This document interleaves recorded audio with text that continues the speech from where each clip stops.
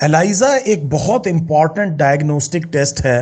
Clinicians को मदद करता है किसी भी डिजीज को बहुत जल्दी और बिल्कुल पक्के तौर पे पहचानने में, और इसकी वजह से उनको ट्रीटमेंट करने में काफ़ी आसानी होती है। किसी भी चीज़ को आप डायग्नोस अगर कर पाएँ पक्के तौर पे, तो आप बड़ी आसानी से उसको ट्रीट कर सकते हैं। बहुत वाइडली अवेलेबल टेस्ट है और इसकी बहुत सारी एप्लीकेशंस हैं। एनसीईआरटी में एक छोटी सी लाइन लिखी है कि it is based on antigen antibody interaction.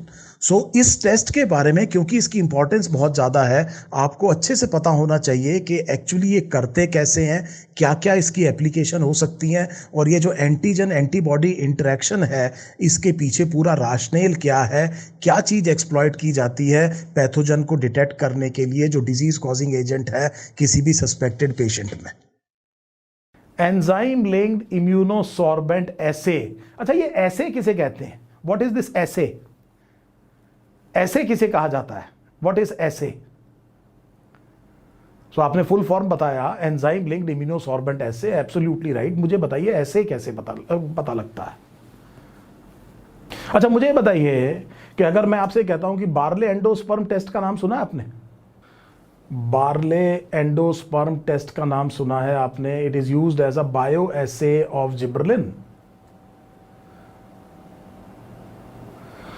तो बेसिकली क्या है, ऐसे में आप ये देखते हैं कि एक्टिविटी कितनी है, और उस एक्टिविटी की वजह से आप एस्टिमेट करने की कोशिश करते हैं कि कितना अमाउंट प्रेजेंट होगा। सो आप अगर मान लीजिए, सपोज कीजिए कि आप से फॉर एग्जांपल पीजीआर में किसी प्लांट ग्रोथ हार्मोन का उसका इफेक्ट कितना आ रहा है, उसके जो जो इफेक्ट्स हैं उसको आप देख रहे हैं, इसे आप बायो एसे कह देते हैं। ये इम्यूनोसॉर्बेंट एसे है। सो ऐसे का मतलब मुझे समझ में आ गया कि मैं एक्टिविटी देखने के बाद में ये देखना चाह रहा हूं कि इसका अमाउंट कितना होगा। अगर काम इतना हो रहा है इस आदमी में, तो इसका मतलब इसके अंदर इतनी ये चीज होनी चाहिए। सो ये मैं एक कोरिलेशन कर रहा हूं। हम रेडियो इम्यून ऐसे भी कर सकते हैं, यहां पर इम्यूनोसॉर्बेंट ऐसे भी कर रहे हैं। और ऑक्सीजन का ही बताइए बेटे, एविना कर्वेचर टेस्ट, एम आई राइट? देखिए, मैं बहुत गलत जगह बोल रहा हूं, मुझे बॉटनी में बोलना नहीं चाहिए, लेकिन मुझे बताइए, एम आई राइट? क्या मेरा आंसर ठीक है? नेहा कह रही है सिर्फ ऑक्सीजन का पता है, एविना कर्वेचर टेस्ट बेटे, एम आई राइट? बोलो यस यस। इसका मतलब देखो मेरा भी आंसर ठीक हुआ। Very good very good. वही मैं कह रहा हूं कि जैसे टिप कर्व ले रही होगी, कितनी कर्व ले रही है, तो आपने एस्टिमेट किया कि यार इसका अमाउंट इतना होना चाहिए। तो देखिए एलाइजा क्या है? एलाइजा वर्क्स ऑन, आपने बिल्कुल ठीक कहा, कुछ बच्चों ने आपने बिल्कुल ठीक कहा, antigen antibody interaction. So the basic working principle is an antigen antibody reaction. अब आप इस चीज पर जा रहे हैं, मान लीजिए somebody has a disease, मान लीजिए, चलिए ट्यूबरकुलोसिस की बात करते हैं। मान लीजिए हमने कहा किसी आदमी को, आप ही एक सस्पेक्ट कर रहे हैं ट्यूबरकुलोसिस है।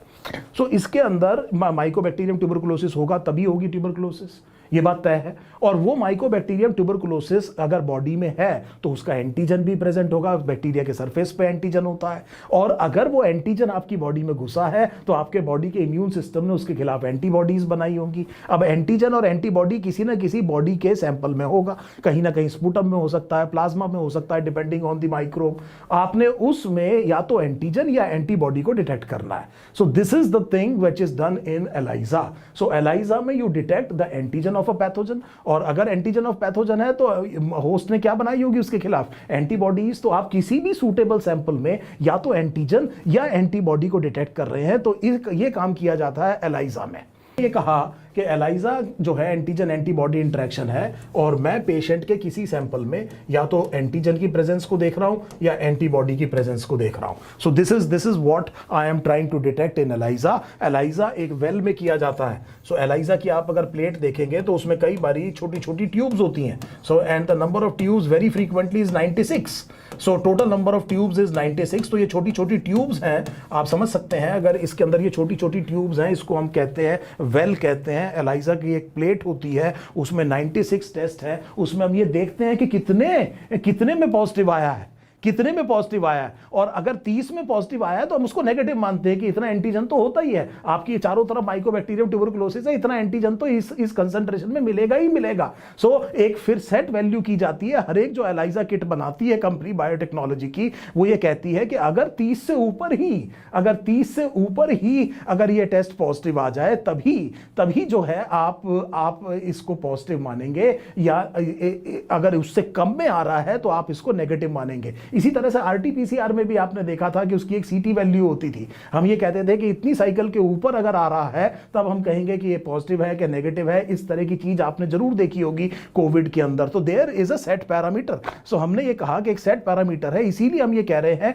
कि ये एक तरह का क्वांटिटेटिव टेस्ट भी है। और अगर ज्यादा वेल में अगर पॉजिटिव आ रहा है तो हम इसे स्ट्रांगली पॉजिटिव कहेंगे, कम वेल में पॉजिटिव आ रहा है तो हम इसे वीकली पॉजिटिव भी कह सकते हैं। So I hope you are understanding कि एक एलाइजा के पीछे हमने उसी सैंपल को कई सारी ट्यूब के अंदर डाल करके देखने की कोशिश कर रहे हैं कि इसमें क्या किया, कितना एंटीजन या एंटीबॉडीज प्रेजेंट है। अब देखिए इसका तरीका क्या है। आपने एक मेम्ब्रेन बनाई और इस मेम्ब्रेन पर देखिए, बड़े ध्यान से समझिए, आपने एक मेम्ब्रेन बनाया और इस मेम्ब्रेन पर आपने कुछ एंटीबॉडीज एब्जॉर्ब कर दी। So please try to understand. मैं थोड़ा सा सिंप्लीफाई करने की कोशिश कर रहा हूं, ध्यान से समझिए। आपने एक मेम्ब्रेन क्रिएट करी और उस मेम्ब्रेन पर आपने कुछ एंटीबॉडीज क्या कर दी, एब्जॉर्ब करा दी। इसका मतलब यह हुआ कि यहां पर ये एंटीबॉडीज अटैच्ड हैं, ये एंटीबॉडीज स्पेसिफिक है पैथोजन के किसी एंटीजन के खिलाफ।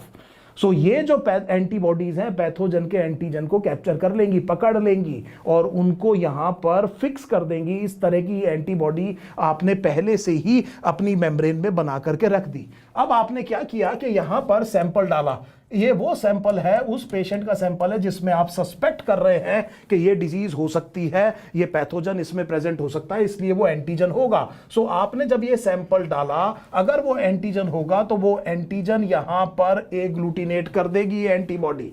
सो ये एंटीबॉडी उस एंटीजन को एग्लूटिनेट कर देगी। इसके बाद स्टेप के बाद में आपने वॉश करना है सैंपल को। जब आप वॉश करेंगे, अगर कोई एंटीजन नहीं था तो यहां कुछ नहीं होगा, और अगर सैंपल जो आप सस्पेक्ट कर रहे थे वो पैथोजन प्रेजेंट है तो वो एंटीजन यहां पर क्या हो जाएगा,